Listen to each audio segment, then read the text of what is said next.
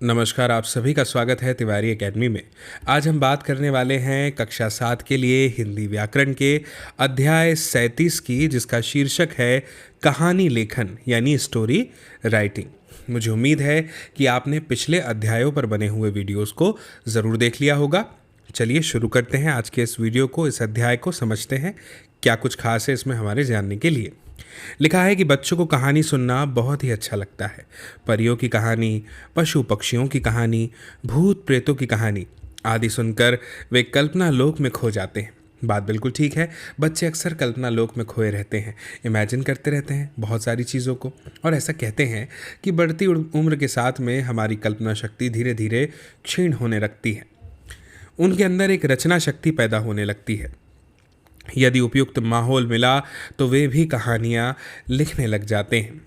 कहानी लेखन भी एक कला है, एक आर्ट है। इसमें जीवन की किसी महत्वपूर्ण घटना या संवेदना की आकर्षक अभिव्यक्ति होती है।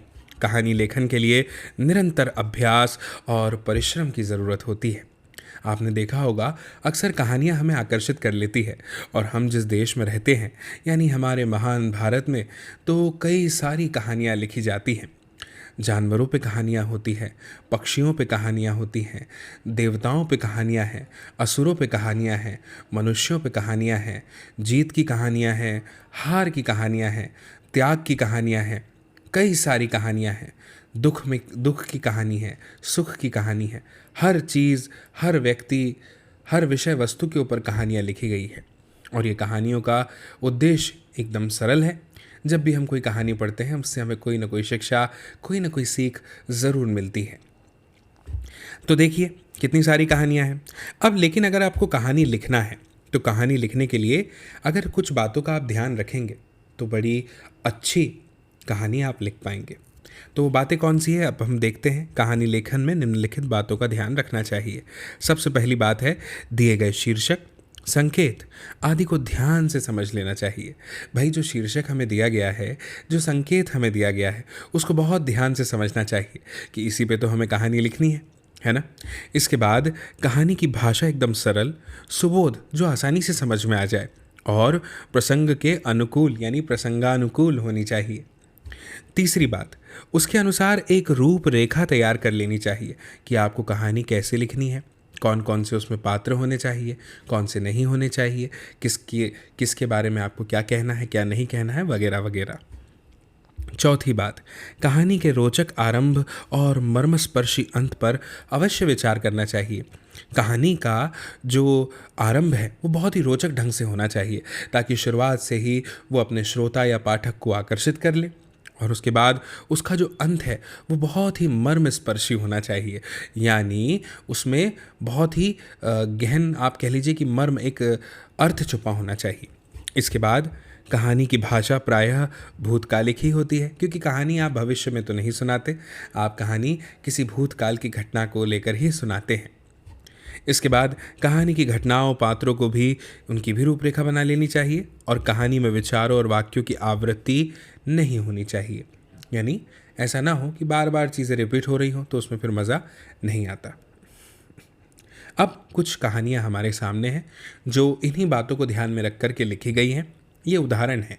इन उदाहरणों के तौर पे दी हुई कहानियों को पढ़ने से हमें समझ में तो आएगा ही कि हमें अच्छी कहानी कैसी लिखनी चाहिए।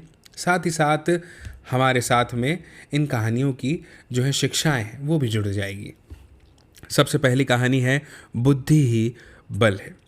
प्राचीन समय की बात है कि जंगल में एक पेड़ पर कौवे का जोड़ा रहता था। दोनों कौवे अपने बच्चों के साथ आनंद पूर्वक रह रहे थे। उसी पेड़ की बिल में एक काला सांप भी रहता था। एक दिन दोनों कौवे दाना चुगने कहीं गए। कौवे जब अपने घोंसले में वापस आए तो अपने बच्चों को न पाकर बहुत दुखी हुए। उन्होंने अपने बच्चों के पंख सांप के बिल में देखे। कौवा सर्प के पास गया और बोला, हे सर्प देवता, हम आपके पड़ोसी हैं, पड़ोसियों पर तो दया रखनी चाहिए थी। सांप ने जब कौवे की बात को सुना तो गुस्से के मारे फन उठाकर फुफकारने लगा। कौवे ने सोचा कि इस समय यहाँ रुकना ठीक नहीं।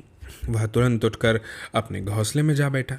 दोनों कौवों ने सोचा कि या तो हम यहाँ से चले जाएं या इस सर्प को जान से मार दें। सर्प का हमारे साथ रहना ठीक नहीं। वे सर्प को समाप्त करने के लिए सोचने लगे। कुछ समय के पश्चात उन्हें एक उपाय सूझा। एक कौवा पेड़ से उड़ा और पास के तालाब पर गया। वहाँ एक राजकुमार स्नान कर रहा था। उसने सोने की जंजीर कपड़ों के ऊपर रखी थी। कौवे ने उस जंजीर को उठा दिया और उड़ चला। राजकुमार के अंगरक्षकों ने कौवे का पीछा किया। कौवे ने जल्दी से उस जंजीर को सांप के बिल के ऊपर रख दिया। अंगरक्षक वृक्ष पर चढ़कर जंजीर उठाने लगे। वहां पर बैठे हुए सांप को देखकर उन्होंने तलवार से उसको मार दिया। इस प्रकार चतुर कौवे ने अपनी बुद्धि के बल से अपने से अधिक शक्तिशाली शत्रु को समाप्त कर दिया और अब वे दोनों आराम से रहने लगे। इस कहानी से हमें क्या शिक्षा मिलती है? बुद्धि बल से बड़ी समस्याओं को भी सुलझाया जा सकता है। इसके बाद में अगली कहानी है साहसी चोर। शीर्षक सुन के थोड़ा अजीब लग रहा है ना, कि चोर वो भी साहसी। चलिए कहानी सुनते हैं। एक बार की बात है कि किसी व्यक्ति के घर में 4 चोरों को चोरी करते हुए राजा के सिपाहियों ने पकड़ लिया। वे उन चोरों को पकड़कर राजा के पास ले आए। जब राजा ने चोरों का सब हाल सुना तो उन्हें मृत्युदंड दे दिया। जल्लाद 4 चोरों को फांसी पर चढ़ाने के लिए ले गए। उन्होंने 3 चोरों को तो फांसी पर चढ़ा दिया। जब वे चौथे चोर को फांसी पर चढ़ाने लगे तो उस चोर के मन में आया कि मृत्यु होनी तो निश्चित है, फिर भी किसी प्रकार बचने का उपाय करना चाहिए। उसके मन में एक उपाय सूझा। उस चौथे चोर ने जल्लाद को समझाया कि वह फांसी पर चढ़ने से नहीं घबराता, लेकिन एक बार वह राजा से अवश्य मिलना चाहता है। उसके पास सोने की खेती करने की एक अनोखी विद्या है। उसकी इच्छा है कि मरने से पहले वह विद्या किसी को सौंप जाए। जल्लाद ने राजा के पास जाकर चौथे चोर की बात सुनाई। राजा की आज्ञा पाकर उसे राजा के दरबार में लाया गया। वहां आकर चोर ने राजा को सोने की खेती की बात बताई। यह बात सुनकर मंत्री हंस पड़ा।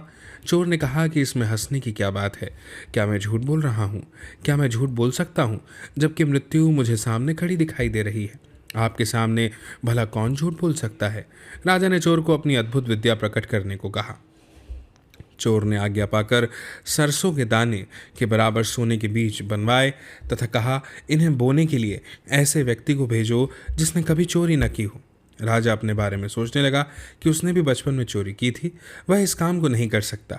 वहाँ पर जिस मंत्री को भी यह काम कहा जाता वह असमर्थता प्रकट करता। राजा ने चोर को यह काम करने के लिए कह दिया। चोर ने कहा कि यदि मुझसे यह हो सकता तो मैं व्यापारी के घर चोरी क्यों करता? मंत्रियों की गर्दनें झुकी हुई देखकर चोर बोला, जब यहाँ पर सभी चोर इकट्ठे हो रहे हैं तो केवल मुझे ही फांसी पर क्यों चढ़ाया जा रहा है? यह सुनकर सब हंसने लगे तथा राजा ने उस चोर को क्षमा कर दिया। शिक्षा इस कहानी से क्या मिलती है? विपत्ति के समय निराश नहीं होना चाहिए, उससे बचने के लिए कोई उपाय करना चाहिए। वाकई चोर साहसी था। इसके बाद में अगली कहानी है सांड और शेर। किसी जंगल में 4 सांड रहते थे, बहुत शक्तिशाली थे। उनमें आपस में गहरी मित्रता थी, इसलिए जंगल के सभी जानवर उनसे ईर्ष्या करते थे। यहाँ तक कि शेर भी उन पर हमला करने का साहस नहीं करता था। इन चारों की दोस्ती शेर की आंख में खटकती थी। वह इनका मांस तो खाना चाहता था, मगर जब वह इन चारों को देखता तो पीछे हट जाता। एक दिन शेर को एक तरकीब सूझी। उसने सांड को अपने पास बुलाया और उसके कान में दूसरे सांड के बारे में कुछ कह दिया। अब यह सांड अपने मित्रों से अलग रहने लगा। शेर ने इस प्रकार बारी बारी से इन सबको बहकाकर इनमें फूट डलवा दी। अब ये चारों अलग अलग रहते और कभी कभी तो आपस में लड़ भी लेते। शेर तो यही चाहता था कि किसी तरह इन चारों में फूट पड़ जाए। एक दिन मौका देखकर शेर एक सांड पर झपटा। आपसी फूट के कारण उसके तीनों मित्रों ने उसकी सहायता नहीं की, बस वे दूर से देखते रहे। अकेला सांड शेर का मुकाबला कब तक करता? थोड़ी देर में शेर ने उसका काम तमाम कर दिया और मजे से उसका मांस खाया। इस प्रकार एक एक करके शेर ने उन चारों को मारकर खा गया। इससे शिक्षा मिलती है, आपसी फूट का परिणाम विनाशकारी होता है। इसके बाद में अगली कहानी है ग्वाला। चलिए इसे भी सुनते हैं। किसी गांव में रामप्रसाद नाम का एक ग्वाला रहता था। वह दूध बेचा करता था। वह बेईमान भी था। वह दूध में पानी मिलाया करता था। उसे कई लोगों ने समझाया कि बेईमानी अच्छी नहीं होती, मगर उसने किसी की भी बात न सुनी। उसी प्रकार दूध में पानी मिलाता रहा। एक दिन वह शहर से दूध बेचकर लौट रहा था। उसकी थैली पैसों से भरी थी। रास्ते में एक नदी पड़ती थी। उसने मन ही मन विचार किया, आज बहुत गर्मी है, चलो नदी में एक डुबकी ही लगा ले। उसने अपने कपड़े उतारे, रुपयों की थैली कपड़ों में ही छिपा कर रख दी और नदी में स्नान करने लगा। नदी के किनारे वृक्ष पर एक बंदर रहता था। वह नीचे उतरा और ग्वाले के रुपए की थैली उठाकर पुनः पेड़ पर चढ़ गया। उसने एक एक रुपए को नीचे फेंकना शुरू कर दिया। वह 1 रुपया नदी में फेंकता तथा दूसरा रेत पर। ग्वाले ने जब यह दृश्य देखा तो चिल्लाया, मगर बंदर किसकी सुनने वाला था। उसने रेत पर पड़े रुपए उठाए, कपड़े पहने और रोता रोता घर पहुंचा। उसने मन ही मन सोचा, लगता है आधे पैसे जो नदी में गिर गए वे दूध के नहीं पानी के थे। शिक्षा क्या मिलती है? ईमानदारी की कमाई ही फलदायक होती है। इसके बाद में अगली कहानी है कपटी मित्र। चलिए इसे तो ज़रूर सुनना चाहिए। किसी गांव में 2 मित्र रहते थे, राम और श्याम। दोनों में गहरी मित्रता थी। दोनों जैसे जैसे अपना गुजारा करते थे। एक दिन राम बोला, मित्र क्यों ना हम किसी नगर में चलकर कुछ काम धंधा करें और धन कमा कर लाएं। श्याम को अपने मित्र की बात पसंद आ गई और अगले ही दिन दोनों शहर की ओर चल दिए। रास्ते में एक घना जंगल पड़ता था।